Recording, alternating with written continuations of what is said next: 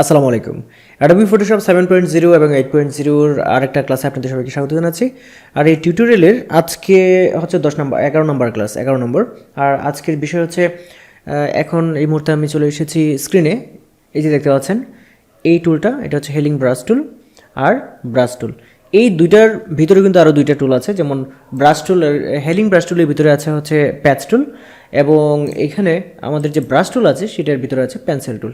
সবগুলো বিষয় নিয়ে কিন্তু আজকে আলোচনা করব। প্রথমেই আপনাদেরকে একটু কম্পারিজন দেখাই। দেখুন এই মুহূর্তে আমার স্ক্রিনে যে দুইটা ফেস দেখতে পাচ্ছেন, এই ফেসটা, এখন যে ফেসটা দেখতে পাচ্ছেন আমি নাড়াচ্ছি, সেই ফেসটা থেকে কিন্তু এখানে দেখতে পাচ্ছেন একনি আছে, একনির দাগ আছে, ব্রণ আছে, এইখান থেকে কিন্তু এটা পরিষ্কার করে এরকম হয়েছে। আপনি চাইলে কিন্তু সেটা করতে পারবেন, এবং আজকের যে দুটো টুল আছে সেই দুটো টুলের সাহায্যে। তো চলুন সেগুলো কীভাবে করবেন সেটা দেখে নেওয়া যাক।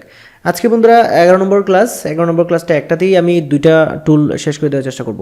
প্রথমে হচ্ছে দেখতে পাচ্ছেন এখানে আছে হচ্ছে হেলিং ব্রাশ টুল। হেলিং ব্রাশ টুলে যখন আমরা ক্লিক করব তখন আমি আসলে এই ছবিটাতে আপনাদের কাজ করে দেখাবো। এই ছবিটা একটু জুম করে নেবেন, আমি যেভাবে করছি সেভাবে করবেন। যেমন ছবি হচ্ছে আপনার অন্তত যতটুকু জুমে আছে, এই জুমটা কীভাবে দেখবেন সেটা হচ্ছে এখানে দেখবেন। এইখানে এই যে বারটা দেখতে পাচ্ছেন উপরে, এই যে দেখতে পাচ্ছেন লেখা আছে, এই ছবির যেটা হচ্ছে যে ছবির যে ফাইলটা আছে, ফাইলের যে নেমটা আছে সেই নেমটা কিন্তু এখানে দেখাচ্ছে, এবং এইখানে 25%, এখানে 25% জুম হয়ে দেখতে পাচ্ছি এখন এই মুহূর্তে। সেক্ষেত্রে এটাকে আমরা যেটা করবো, আরও জুম করে বড় করে তারপর কাজ করতে হবে। এবং ফটোশপে যখন রিটাচ, এই মুহূর্তে যে কাজটা করছি এটা কিন্তু ইমেজ রিটাচিংয়ের মধ্যে পড়ে। ইমেজ রিটাচিংয়ের কিন্তু আরও অনেক কাজ আছে, সেটাও আমরা পরবর্তীতে দেখব, প্রজেক্টে দেখব। এই কাজগুলো কিন্তু আউটসোর্সিংয়ে প্রচুর ডিমান্ড আছে, যেমন ফাইবার, আপওয়ার্ক, এরকম জায়গাগুলোতে আপনার ইমেজ রিটাচিংয়ের জন্য কিন্তু অনেকে ফ্রিল্যান্সারদের হায়ার করে থাকে, যে আমার এই ইমেজ আছে সেগুলোকে আপনারা রিটাচ করে দেন, সুন্দর করে দেন, বা এই ইমেজটাকে এটা করে দেন, এই ইমেজটাকে এইটা করে দেন, মানে বিভিন্ন কাজ আছে আর কি। সেটার মধ্যে কিন্তু এই যে এই রিটাচিংটা যেটা, এটা কিন্তু অন্যতম। সো আমরা প্রথমে যেটা কী করলাম, এইখানে যে হেলিং ব্রাশ টুল আছে এটাতে ক্লিক করলাম, রাইট বাটনে ক্লিক করলাম, দুইটাই ওপেন হলো, যে কোনো একটা, অর্থাৎ প্রথমটাতে আমি এখানে ক্লিক করলাম। ক্লিক করলে আমার কি হলো, হেলিং ব্রাশ টুলটা অ্যাক্টিভ হলো। এখন এই হেলিং ব্রাশ টুলের যে শর্টকাট আছে সেটা হচ্ছে জে। আপনি যখন আপনার কিবোর্ড, যখন আপনার কী হবে, ইংলিশ লেআউটে থাকবে, তখন আপনি আপনার যে কিবোর্ডের যে বাটন আছে সেটা প্রেস করলেই হিলিং ব্রাশ টুলে চলে আসবে। এবং এই ব্রাশটাকে ছোটো বড়ো করার জন্য আপনি যেটা করবেন, আপনার যে কিবোর্ড আছে, কিবোর্ডের যে সেকেন্ড ব্র্যাকেট আছে, সেকেন্ড ব্র্যাকেট কিন্তু দুইটা সেকেন্ড ব্র্যাকেট থাকে আপনার কিবোর্ডে। এইটার ডান পাশের সেকেন্ড ব্র্যাকেটটাতে যদি চাপতে থাকেন তাহলে এটা বড় হবে, এই যে দেখতে পাচ্ছেন বড় হচ্ছে। আর যদি বাম পাশের যে সেকেন্ড ব্র্যাকেট আছে এবং থার্ড ব্র্যাকেট একসাথে থাকে, সেটাতে চাপতে থাকলে এটা ছোটো হবে। আর যদি আপনি মাউসের সাহায্য করেন তাহলে রাইট বাটনে ক্লিক করবেন, ক্লিক করে যদি দেখতে পাচ্ছেন ডায়ামিটার, এটাকে যদি ছোটো করে দেন, এই যে ছোটো হয়ে গেলো, এটাকে যদি বড় করে দেন, এই যে বড় হয়ে গেল। এখান থেকে আপনি কন্ট্রোল করতে পারবেন, এবং হার্ডনেস এবং স্পেসিং এখান থেকে নিয়ন্ত্রণ করা যায়। সো হার্ডনেস আপনি এখান থেকে নিয়ন্ত্রণ করতে পারবেন। সো এখন আমরা চলে আসি এখানে কাজ কীভাবে করে। দেখুন, যখন আমি এই যে হেলিং ব্রাশ টুলটাতে আমি অ্যাক্টিভ থাকলাম, তখন যখন আমি এখানে ক্লিক করছি তখন কিন্তু এখানে একটা কী আসছে, একটা ডায়লগ বক্স আসছে, ওয়ার্নিং আসছে, alt click to define a source point to be used to repair the image. এখন এই যে এটা আসছে, এটার অর্থটা হলো এটা, যে আপনি যদি এই যে স্ক্রিনটা আছে, স্ক্রিনটাকে যদি রিপেয়ার করতে চান তাহলে প্রথমে আপনাকে যেটা করতে হবে, ভালো একটা জায়গা থেকে আপনাকে ডিফাইন করতে হবে। ভালো একটা জায়গা থেকে ডিফাইন করলে ওইটা কি হবে, এইখানে কপি থাকবে, তারপর এইখানে পেস্ট হয়ে যাবে। যেমন আমি যদি একটু দেখাই আপনাদের, মনে করুন এইখানে আমি একদম জুম করে নিলাম। জুম করে নেওয়ার পরে দেখুন এই যে অংশটা আমার এখন এই মুহূর্তে মাউসটা যেখানে আছে দেখতে পাচ্ছেন, এই অংশটা কিন্তু ভালো। সেক্ষেত্রে আমি যদি অল্টারে চাপি, অল্টারে চেপে রাখলে এরকম একটা চিহ্ন আসবে। দেখুন অল্টারে চাপলে এরকম চিহ্ন আসবে, তখন আমি ভালো জায়গাটাতে ক্লিক করব। ক্লিক করার পরে এই যে এখানে দেখতে পাচ্ছেন একনি, এখানে যদি এখানে ক্লিক করি, দেখুন দাগটা মুছে গেছে। এইভাবে কিন্তু হেলিং ব্রাশটা কাজ করে। সো এইখানে আবার ক্লিক করছি এই ভালো জায়গাটাতে, অথবা মানে লাইট টোনটা কিন্তু দেখে নেবেন। যেমন এই পাশের অংশটা থেকে ক্লিক করলাম, এখান থেকে ডিফাইন করলাম এই অংশটা, দেখুন এই অংশটা থেকে আমি ক্লিক করলাম, এইটাতে ক্লিক করলাম, এই যে দেখুন এটা মুছে গেছে। এই অংশটাতে ক্লিক করলাম, এই অংশটাতে ক্লিক করে এভাবে করলাম, এই যে দেখুন মুছে গেছে। এখানে একটু দাগ আছে, এই অংশটাতে ক্লিক করে এখান থেকে একটা টান দিয়ে দিলাম, এই যে মুছে গেল। আবার এখানে ক্লিক করে এটাকে মুছে দিলাম, আবার এখানে ক্লিক করে এটাকে মুছে দিলাম, এখানে ক্লিক করে এইটা মুছে দিলাম। এইভাবে কিন্তু হেলিং ব্রাশ টুল দিয়ে যে কোনো একনিযুক্ত ফেস যেগুলো আছে সেগুলো কিন্তু মুছে ফেলা যায়। আর এই হেলিং ব্রাশ টুলের ভিতরে কিন্তু একটা প্যাচ টুল আছে, দেখতে পাচ্ছেন প্যাচ টুল। এই প্যাচ টুলে ক্লিক করুন। প্যাচ টুলটা কীভাবে কাজ করে সেটা আমরা দেখে নিই। এখন প্যাচ টুলটা কাজ করে হচ্ছে যখন আপনি কোনো কিছু একটা মুছতে যাবেন, রিপেয়ার করতে যাবেন, তখন মনে করুন এই যে দাগটা আছে এটা আপনি মুছবেন। এটাকে প্রথমে আপনি এভাবে চতুর্দিকে সিলেক্ট করুন। সিলেক্ট করার পরে আপনি জাস্ট ক্লিক করে ভালো অংশ দেখুন, আমি ক্লিক করে এই দিকে নিয়ে আসলাম, এখানে ছেড়ে দিন, এই যে দেখুন মুছে গেছে। আবার এটাকে ক্লিক করে এদিকে ছেড়ে দিন, এই দেখুন মুছে গেছে। আবার এটাকে ক্লিক করে এদিকে ছেড়ে দিন, এই দেখুন মুছে গেছে।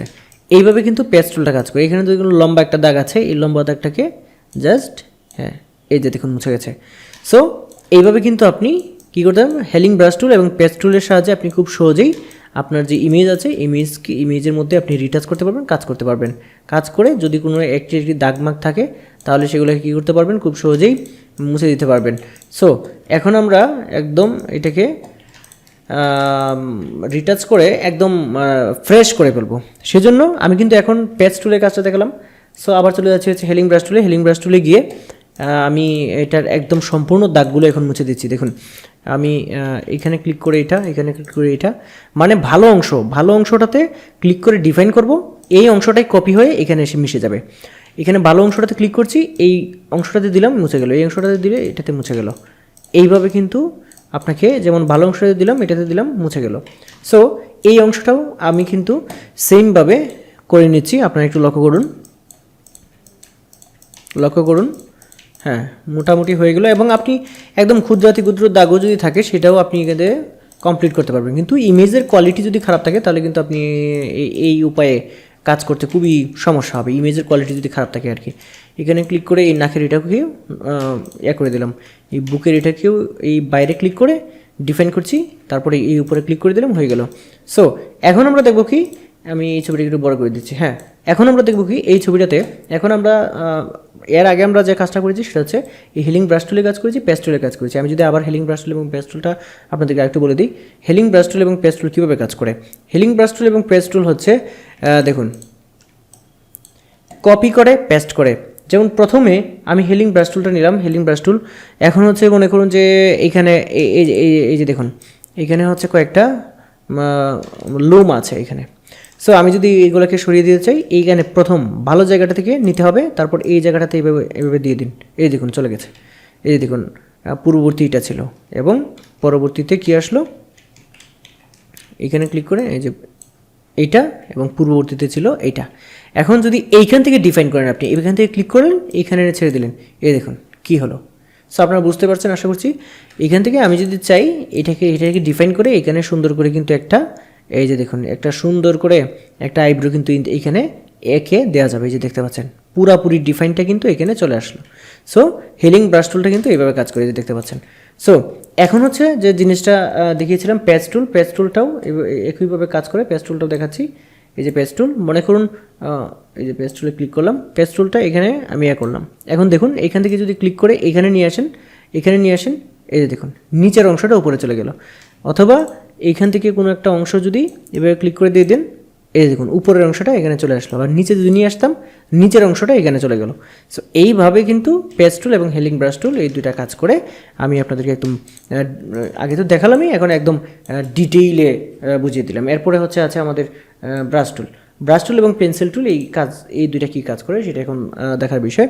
দেখুন আমি যখন এখানে কাজটা করেছি আমাদের হেলিং ব্রাশ টুল দিয়ে এবং প্যাচ টুল দিয়ে, তখন কি হলো আমাদের এইখানে কিন্তু এই ছবিটা যতটা ফ্রেশ, এই যে দেখতে পাচ্ছেন এই ছবিটা এত ফ্রেশ হয়নি, এখানে কিন্তু কিছু কিছু দাগ রয়ে গেছে। এখন আমরা কি করব, এটাতে আরেকটু কাজ করতে হবে। সেটার জন্য কি করতে হবে, এইখানে আমরা যেটা করব ব্রাশ টুল দিয়ে কাজ করব। এই ব্রাশ টুলে আমরা ক্লিক করব। প্রথমে এখানে ব্রাশ টুলে ক্লিক করব এবং ব্রাশ টুলের যে আপনার শর্টকাট কি আছে সেটা হচ্ছে বি। ব্রাশ টুলে গিয়ে আমরা যেটা করব, এখন এইখানে ব্রাশ টুলে যাওয়ার সাথে সাথে এখানে দেখবেন মুড আছে, এই মুড আপনি চেঞ্জ করতে পারবেন। মুড আমি এখানে নর্মালে রাখলাম, কারণ এই মুহূর্তে যে কাজগুলো করব সেটা হচ্ছে নর্মালে রাখার মতোই। তারপর এখানে অপাসিটি আপনি কম বেশি করতে পারবেন। অপাসিটি আপনি যখন একটা ছবিতে ব্রাশ টুলের ব্রাশ পেইন্ট করবেন তখন কিন্তু কম রাখতে হবে। যেমন আমি এখানে 18 রাখছি এবং এখানে ফ্লো রাখছি হচ্ছে 20। হ্যাঁ দুটো এতটুকু কম রেখে দিলাম। তারপর আমি যেটা করব, এখানে পেইন্ট অর্থাৎ রং, এইটা এই যে মুখের উপরে, এটা মেকআপের মতো, একদম মেকআপের মতো, কিন্তু এই মুখের উপরে আপনি কোন রংটা এখন অ্যাপ্লাই করবেন সেই রংটা কিন্তু এখান থেকে ডিফাইন করতে হবে। সো এখানে দেখতে পাচ্ছেন ফোরগ্রাউন্ড কালার এইটা এবং ব্যাকগ্রাউন্ড কালার নীল। সো ফোরগ্রাউন্ড কালারে ডাবল ক্লিক করে আমরা এইখান থেকে মনে করুন এই অংশটা দেখুন, এই অংশটার এই যে কালারটা আছে সাদার মতো, এটাতে ক্লিক করে দিলাম এবং এখানে ওকেতে ক্লিক করে দিলাম। দেখুন এটা কিন্তু ডিফাইন হলো। এখন যদি আমি অপাসিটি যদি 100 দিতাম এবং ফ্লো যদি 100 দিতাম তাহলে কি হতো একবার একটু দেখুন। এখানে আমি ক্লিক করে করছি, যে দেখুন এরকম হতো, এরকম হতো। সো আমরা এটা করব না, আমরা এখানে দিব হচ্ছে 18, এখানে ক্লিক করে আমি 18 দিচ্ছি, 18 এবং এই পাশে দিচ্ছি হচ্ছে কত, এই পাশে হচ্ছে 20 দেওয়ার পরে আমি এখন মাউস দিয়ে জাস্ট হালকা করে এখানে ব্রাশ করে দিব, এইভাবে ব্রাশ করে দিব, এইভাবে ব্রাশ করে দিব সবটা। এবং এই ব্রাশ করার আপনি যদি একদম বিগিনার্স হয়ে থাকেন তাহলে এই ব্রাশ করার যে বিষয়টা আছে সেটা কিন্তু আস্তে আস্তে আপনার রপ্ত হবে। আপনি মনে করবেন না যে খুব তাড়াতাড়ি একদম মানে হাতে নেওয়ার সাথে সাথে আপনার হয়ে যাবে। এটা কিন্তু কালারটা সুন্দরভাবে দেওয়ার যে একটা অভিজ্ঞতা সেটা কিন্তু এত সহজে হয় না। এই দেখতে পাচ্ছেন মোটামুটি কিন্তু ওটার মতো হয়ে গেল এই যে আমাদের হেলিং ব্রাশ টুল এবং ব্রাশ টুলের কাজ। এবং পেন্সিল দিয়ে কী করা হয় সেটা একটু দেখিয়ে নিই। এই পেন্সিলেও একই কাজ, কিন্তু পেন্সিলের কাজটা হচ্ছে যে পেন্সিলের যে টান, যেমন পেন্সিল টান দিলে যেরকম হয় একদম চিকন, সেরকমই। যেমন আমি এখানে যদি কালারটা কালো দিই, এই যে দেখুন পেন্সিলের কাজ হচ্ছে এই যে পেন্সিলের মতো আঁকাআঁকি করা, আর কোনো কাজ নেই, এটা দিয়ে এই কাজই করতে পারবেন। সো আমরা ব্যাকে চলে গেলাম Ctrl-Alt-Z দিয়ে। এখন বিষয় হচ্ছে যে আপনি প্রথমেই এটা আমার বলা উচিত ছিল, এখনই বলে দিই। বিষয় হচ্ছে যখন আপনি কোনো ছবিতে কাজ করবেন অবশ্যই যেটা করবেন, ছবিটাকে অবশ্যই কপি করে অর্থাৎ ডুপ্লিকেট লেয়ার নিয়ে কাজ করবেন, নইলে কিন্তু আপনাকে যেটা করবেন আপনি যে অরিজিনাল ছবি আছে সেটা কিন্তু নষ্ট হয়ে যাবে। যেমন আমি আরেকটা ছবি এখান থেকে ওপেন করছি, আরেকটা ছবি ওপেন করলাম, দেখতে পাচ্ছেন। যখন আপনি ফাইনালি কোনো ছবিতে কাজ করবেন তখন আপনি যেটা করবেন, এই যে ছবিটা আছে ছবিতে ক্লিক করে ছবির যে লেয়ারটা আছে লেয়ারটাতে ক্লিক করবেন, Ctrl-Z দিবেন, তাহলে কিন্তু ডুপ্লিকেট হবে।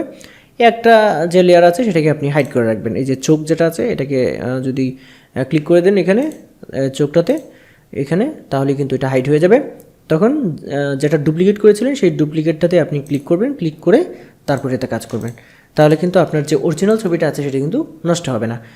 এটা অবশ্যই মনে রাখবেন, নাহলে কিন্তু দেখবেন যে আপনি মনের অজান্তেই কাজ করে ফেলেছেন, সেভ দিয়ে ফেলেছেন, তাহলে ছবিটা যখন দেখবেন যে আপনি ভালোভাবে রিটাচ করতে চেয়েছিলেন সেটা রিটাচ হয়নি, তবু কিন্তু আপনার ছবিটা মানে নষ্ট হয়ে গেছে, এরকম একটা অবস্থা হয়ে যাবে। তখন কিন্তু সেই ছবিটা কিন্তু আপনি আবার যদি আপনার ব্যাকআপে না থাকে আর কি, তাহলে সেটা আবার আপনি একটা ঝামেলায় পড়তে পারেন। সেজন্য এই আপনার ফটোশপে যখন কোনো ইমেজ রিটাচিংয়ের কাজ করবেন তখন কিন্তু অবশ্যই সাবধানে প্রথমেই আপনি ব্যাকআপ রেখে ছবির সব সময় একদম ছবির যেটা করবেন ছবির ডুপ্লিকেট লেয়ার নিয়ে কাজ করবেন। এবং আমি এতক্ষণ যেটা দেখিয়েছি এটা কিন্তু আপনার ছবির মধ্যেই কাজটা করতে পারেন, এবং ভিন্ন ভিন্ন লেয়ার নিয়ে কখন কাজ করবেন অ্যাডজাস্টমেন্টের সেই জিনিসগুলো কিন্তু পরবর্তীতে আপনাদেরকে দেখাবো। সো বন্ধুরা আজকের ভিডিওটা এই পর্যন্তই থাকবে। আশা করছি আজকের ভিডিওটা আপনাদের ভালো লেগেছে। যদি ভিডিও ভালো লাগে অবশ্যই ভিডিওটা লাইক করে দেবেন এবং ভিডিওটা শেয়ার করে দেবেন। আর হ্যাঁ, আপনি যদি আমার চ্যানেলে নতুন হয়ে থাকেন তাহলে চ্যানেলটি সাবস্ক্রাইব করে রাখবেন। আজকের ভিডিও এই পর্যন্তই, সবাই ভালো থাকবেন, আল্লাহ হাফেজ।